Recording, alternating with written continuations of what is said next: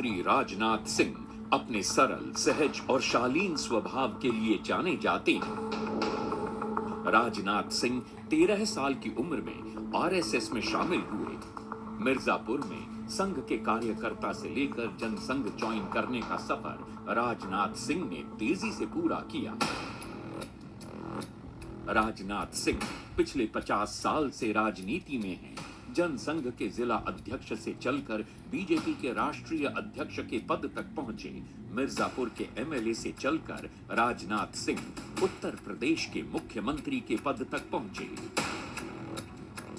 अटल बिहारी वाजपेयी की सरकार में राजनाथ सिंह कैबिनेट मिनिस्टर रहे। जब नरेंद्र मोदी की सरकार बनी तो राजनाथ सिंह पहले 5 वर्ष भारत के होम मिनिस्टर रहे। मोदी के दूसरे कार्यकाल में राजनाथ सिंह को रक्षा मंत्रालय की जिम्मेदारी सौंपी गई। राजनीति में राजनाथ सिंह ने हर पोजीशन देखी है।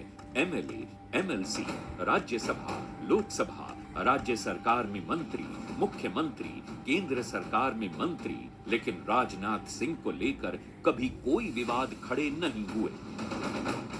2013 में जब राजनाथ सिंह बीजेपी के अध्यक्ष थे, कई अवरोधों के बावजूद उन्होंने प्रधानमंत्री पद के उम्मीदवार के तौर पर नरेंद्र मोदी के नाम का ऐलान किया।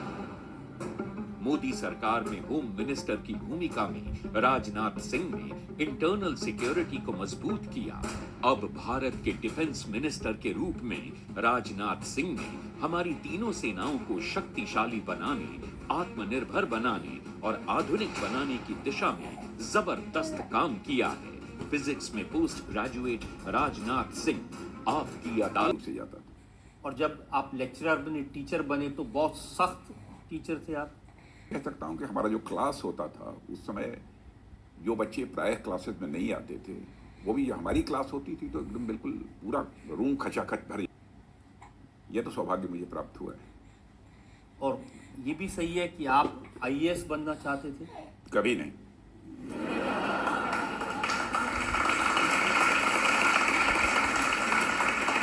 मैं आईएएस नहीं बनना चाहता था, बल्कि मेरे मन में इच्छा भी पैदा हुई तो आर्मी में जाने की इच्छा पैदा हुई। मैंने उस समय एक एग्ज़ाम भी दिया था एनडीए। इसी समय हमारे फादर की डेथ हो गई थी, वहीं पर छूट गई थी क्योंकि आगे मैं प्रोसीड नहीं कर सका। और फिर उसके बाद एमएससी किया और यूनिवर्सिटी के vice chancellor professor PT Chandy हुआ करते थे।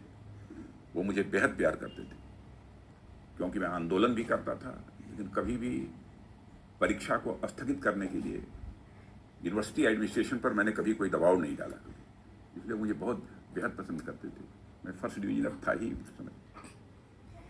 उन्होंने ही कहा एमएससी करने के बाद कि बेटा तुम यहाँ मत रहो विश्वविद्यालय में, क्योंकि मैं आंदोलन वगैरह भी बहुत ज़्यादा करता था।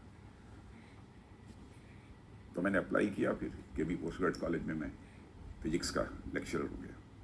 लेकिन ये कोई नहीं सोच सकता था कि जो ये सही है कि जब 1 ईयर की एज में 21 साल की उम्र में मैं फिजिक्स का लेक्चर बन गया था।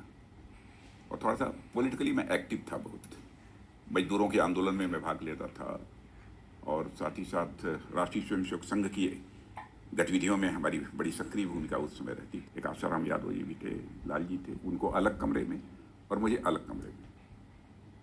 तो लगभग जहाँ तक मैं भूल नहीं रहा हूँ तो 2.5 महीने या 2 महीने के आसपास मैं तन्हाई में रहा, सॉलिटरी सेल में रहा। और अब नई नई शादी हुई थी, तन्हाई में रहे तो पत्नी को तो पत्नी नाराज नहीं हुई? नहीं, पत्नी नाराज क्यों हुई? पत्नी पहले से ही स्वाभिमानी रही है। पत्नी को लेकर मुझे जिंदगी में कभी शिकायत नहीं रही, बल्कि पत्नी के प्रति पूछा जाए तो मेरे मन के अंदर बराबर सम्मान रहा है। अच्छा। क्योंकि उधर से 250 लोग नारा लगाते थे, इधर से मैं भी नारा अकेले लगाता था गवर्नमेंट के खिलाफ, या मैं इधर से बोलता था 250 लोग जो दूसरे कंपाउंड में थे वो लोग नारे लगाते थे। और तो फिर अथॉरिटीज ने तय किया कि इनको यहाँ मत रखो, नहीं बहुत नारेबाजी कराएंगे, इनको सेंट्रल जेल नहीं हमारे ससुराल चलेंगे अपने घर से। और वहाँ पर एक कॉलेज में लेक्चरर बन गई थोड़े समय के लिए। पॉलिटिकल साइंस की, और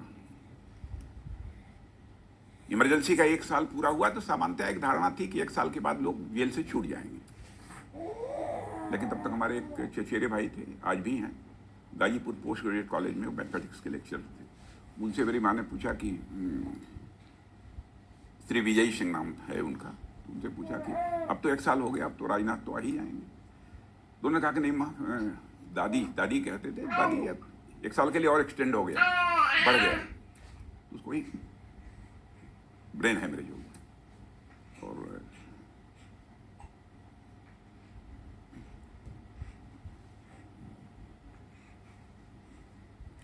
मैं समझ सकता हूँ कि क्या बीती होगी आपके दिल पे। तो हॉस्पिटल में रही, 27-28 दिन बाद डेथ हो गई। जब मैं आकर एक 3 कमरे का किराए का मकान था जिसमें कि हम लोग रहते थे, पति पत्नी, और मैं सुबह शाम को रात को आया था छूट कर। सुबह में पैंट शर्ट अपना वो सब जो पुलोवर वगैरह था वो अपना पहन के मैं चाय पी रहा था। एक बंगाली परिवार था, वही चाय वगैरह दे जाते थे, कमरे भी गंदे होते थे। तो उसी समय हमारे एक जनसंघ के एक नेता हुआ करते थे, बुजुर्ग, उनका नाम था स्वर्गीय केदार साहब। उन्होंने आकर कहा कि टेलीफोन मेरे पास आया है वाराणसी से, वहाँ, और वाराणसी दिल्ली से टेलीफोन आया है कि आपको पार्लियामेंट का चुनाव लड़ना है और आपको इस पार्लियामेंट्री कॉन्स्टिट्यूंसी से आपको 2 दिन के बाद नर्सों कहा, उन्होंने नर्सों आपको पर्चा भरना है, ये वहाँ से आदेश है। उम्र भी हमारी 25.5 साल के आसपास रही होगी। फिर मैं गया धूम धड़ाका के साथ, जो है पर्चा दाखिल होकर हुआ, अथॉरिटी लेटर मिला, सब कुछ मिला, लेकिन फिर से उसी बीच जिस दिन हमको मजिस्ट्रेट ने सिंबल देने के लिए बुलाया, जो हम सारे लोग मौजूद थे, बहुत सारे एडवोकेट्स भी थे, हमारे मुरलीधर पांडे और रामाचार्य पांडे पूर्व विधायक थे, जनसंघ के हुआ करते, तो वो लोग भी साथ में। तब तक एक व्यक्ति टेलीग्राम लेकर आ गया, जो ही मजिस्ट्रेट मुझे सिंबल देने जा रहा था, तो उसने कहा सॉरी मिस्टर सिंह, मैं थोड़ी देर के बाद मैं कलेक्टर साहब से मिलकर आता हूँ, तब मैं देखता हूँ। तो चले गए, लौट के आए, तो उन्होंने कहा कि मिस्टर सिंह आपके अथॉरिटी लेटर का कैंसिलेशन ऑर्डर और फ़कीर अली अंसारी का अथॉरिटी लेटर आ गया और आपका टिकट कट गया। बहुत उत्तेजना हुई लोगों में, लेकिन उस समय भी परमात्मा ने मुझे बहुत संयम दिया और मैंने देखा कि कहीं कहीं कुछ झगड़े न हो जाए वहाँ। तो एक माइक थी वहाँ पर, माइक लेकर मैंने फिर वहाँ से अपील की, फ़कीर अली अंसारी यहाँ भी हों, भदोही के रहने वाले थे, बहुत सज्जन व्यक्ति थे, अपना सिंबल लें। और वहीं पर कुछ बोलते बालते मैंने ये भी घोषणा कर दी कि चूँकि 3 बजे का समय समाप्त हो चुका है और अब मैं विड्रॉ भी नहीं कर सकता। मजिस्ट्रेट मुझे कंपेल कर रहे थे कि आप अपनी चॉइस का कोई सिंबल ले लीजिए। मैंने कहा मेरी कोई चॉइस नहीं है, लेकिन मैंने जनता से अपील की कि मैं सबसे ये अपील करूँगा कि मेरा नाम तो मतदान पत्र पर रहेगा, लेकिन यदि किसी ने मेरे नाम के आगे मुहर लगाई तो मैं समझूंगा कि मेरे मस्तक पर कलंक का टीका लगा रहा है। सभी को फ़कीर अली अंसारी को सपोर्ट कर, हमको बराबर साथ लेकर ही जाते थे पूरे चुनाव के समय। चौधरी चरण सिंह की भी मीटिंग थी, चौधरी चरण सिंह की मीटिंग में उस समय मीटिंग मुझसे प्रिसाइड कराई गई, बहुत क्राउड थी, हैवी 50,000, 60,000, 70,000 उस समय भीड़ होती थी। तो उस समय भी मैंने वही सेंटेंस बोला, मेरा नाम तो मतदान पत्र पर रहेगा, लेकिन किसी ने मेरे नाम के आगे मुहर लगाई तो मैं समझूंगा कि मस्तक पर। लेकिन नॉर्मली किसी का बात सच है, अच्छा नहीं लगा, थोड़ा सेंसिटिव भी बचपन से ही रहा हूँ तो, लेकिन परमात्मा ने सद्बुद्धि दी, ईश्वर की कृपा है और कुछ नहीं कहूँगा। उन्होंने कहा कि हमारा डिसेंट नोट कर लिया जाए इलेक्शन कमेटी में, मैं सहमत नहीं हूँ इससे। अडवाणी भी बोल दिया, सबने कह दिया कि सहमत। और अनंत कुमार जिनकी अभी स्वर्गवास हो गया, अपने कोलीग थे, वो सेक्रेटरी थे हमारे इलेक्शन कमेटी, उनको कह दिया जाओ घोषणा कर दो, दोनों घोषणा कर दी। तो जिस शाम को घर में गया, घर तो पंकज आए पैर छूने तो मैंने आशीर्वाद नहीं दिया, किसी की इस प्रकार की आलोचना नहीं की। क्यों? मैं मानता हूं कि प्रधानमंत्री स्वयं एक संस्था है, तो बहुत अब शब्दों का प्रयोग प्रधानमंत्री इस संस्था के बारे में नहीं करना चाहिए। राष्ट्रपति जैसी संस्था है, उसके बारे में अब शब्दों का प्रयोग नहीं करना चाहिए। डिफरेंस ऑफ ओपिनियन हो सकती है, आप कहिए इन्होंने गलत किया, इन्होंने सही किया, यह न करते तो ज़्यादा अच्छा था, वो करते तो ज़्यादा, यह सब सारी बातें आप कह सकते हैं। लेकिन एक प्रकार से आप शब्दों का प्रयोग जिस तरीके से किया गया है उसको मैं कंडेम करता हूँ। तो जीत नहीं पाती, तो क्या ये दूसरा तरीका है सत्ता पे कब्जा करने का कि मुख्यमंत्री को अंदर ही कर दो? सरकार ने किया हो तब तो ये आपका सवाल में से का जवाब मैं दे देता। सरकार के कहने पर हुआ है ऐसा मैं नहीं मानता। इन्वेस्टिगेटिंग एजेंसी 1.5 साल, 2 साल, 2.5 साल से यह काम कर रही थी। कुछ लोग इस इन्हीं आरोपों के तहत जेल के अंदर जा चुके थे। जी राजनाथ जी, आप ऐसा कुछ नहीं है, कहीं नहीं, कोई प्रॉब्लम नहीं है। और जो होगा, यदि कोई ऐसी परिस्थिति पैदा होगी तो इस देश, हमारे देश की सेना के शौर्य और पराक्रम पर देशवासियों को पूरा भरोसा है। जब भी आवश्यकता पड़ी है उन्होंने अपने शौर्य और पराक्रम का परिचय दिया है और भारत का मस्तक सही ऊंचा किया है। भविष्य में भी वो भारत का मस्तक ऊंचा करेंगे, मैं पूरी तरह से आश्वस्त हूँ।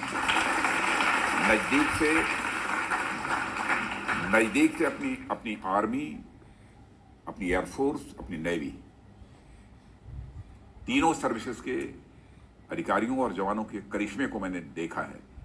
और होम मिनिस्टर रहते हुए सारी पैरामिलिट्री फोर्सेस वो भी रोल प्ले कर रही है, बहुत इंपॉर्टेंट रोल प्ले कर रही है। निपट लेंगे। भारत अब कमजोर भारत नहीं रहा है रजत जी। भारत दुनिया का एक ताकतवर देश बन चुका है। चर्चा भी नहीं करता हूँ, कभी चर्चा नहीं करता हूँ। लेकिन आप आश्वस्त रहिए, भारत की 1 इंच जमीन भी हम लोग जाने नहीं देंगे। 1 इंच जमीन भी। अगर उन्होंने ये भी इल्जाम लगता है कि राजनीतिक मामलों में हम बहुत खुलकर नहीं रैप सॉन्ग है, ये माना जाता है बात कर रहा है, इसमें कहीं दो राय नहीं। अब पहले लंबे समय से करता चला रहा है।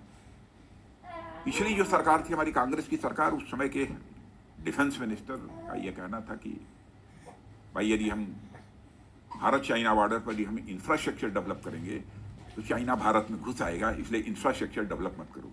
लेकिन जब से हमारी गवर्नमेंट आई है, मोदी जी की जब से गवर्नमेंट आई है, तब से हम बॉर्डर के ऊपर बहुत ही तेजी के साथ इंफ्रास्ट्रक्चर डेवलप कर रहे हैं, बहुत तेजी के साथ कर रहे हैं। और में नहीं है, कभी नहीं रहा है जहां तक मैं जानता हूं। और डरने का कोई कारण नहीं है जी, ये लोग समझते नहीं है। क्यों भारत के ताकत पर, भारत की सेनाओं के शौर्य पराक्रम पर क्यों सवालिया निशान लोग लगा रहे हैं? भारत के रक्षा कि 1 इंच जमीन पर कभी भारत ने कब्जा किया है, यह है भारत का चरित्र। तो सारे पड़ोसियों के साथ हम अच्छे रिश्ते बनाकर रखना चाहते हैं, लेकिन भारत के स्वाभिमान की कीमत पर नहीं रजत जी देने की कुवत भी भारत की।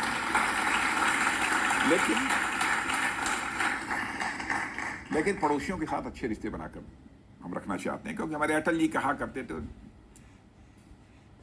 कहते थे ध्यान रखना चाहिए हम लोगों को,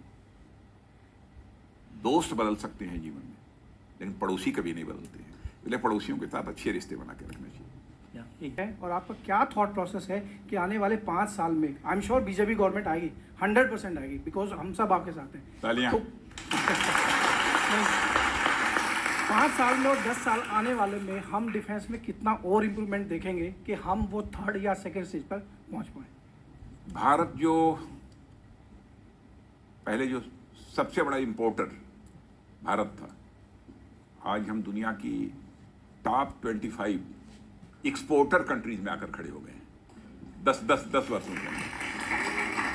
वैसे मैंने टारगेट जो मैंने तय किया है, हमारी कोशिश यह है कि 2028-29 समाप्त होते होते हमारा एक्सपोर्ट जो आज 20,000 करोड़ है वह अप्रॉक्सीमेटली 50,000 करोड़ तक पहुंच जाए। हमारी कोशिश यह है कि एक स्ट्रॉन्ग रूलिंग पार्टी के होने के साथ साथ एक स्ट्रॉन्ग अपोजिशन पार्टी का होना भी जरूरी है।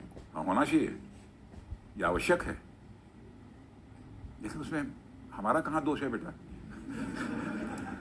हमारी पार्टी का क्या दोष है? अब ये तो उनको समझना चाहिए। हम चाहते हैं हेल्दी डेमोक्रेसी के लिए आवश्यक है। आप अग्री करते हैं कि एक स्ट्रॉन्ग अपोजिशन पार्टी भी होना बहुत बिल्कुल एग्री करता हूँ।